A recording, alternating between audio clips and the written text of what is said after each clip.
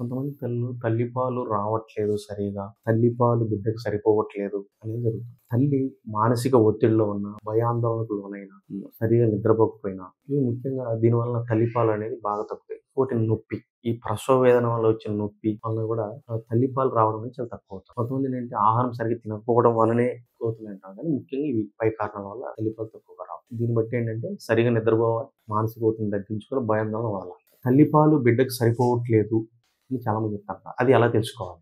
బిడ్డ యొక్క బరువు ఎదుగుతున్నారా లేదా అనే దాన్ని బట్టి ముఖ్యంగా తల్లిపాలు సరిపోతుందో తెలుసుకోవచ్చు. ఎట్లా అంటే ప్రతిరోజు బిడ్డ ఒక 30 గ్రాములు పెరుగుతుంది ఫస్ట్ 3 నెలలు. తర్వాత నుంచి ప్రతి నెల 400 గ్రాములు పెరుగుతుంది. అలా సంవత్సరం వరకు. దీన్ని బట్టి మనకు తల్లిపాలు సరిపోతుందో తెలుసుకోవచ్చు. ఇంకా బిడ్డ రోజుకు కనీసం 4-6 సార్లు పాస్ వస్తుందా? మోషన్ కనీసం 2-3 టైమ్స్ పోతుందా లేదా? నేను కూడా చూస్తాను. కానీ ముఖ్యంగా అయితే తల్లి అనేది బిడ్డ బరువును బట్టి మాత్రమే తల్లిపాలు సరిపోతుందో లేదని మాత్రం తెలుసుకోవచ్చు.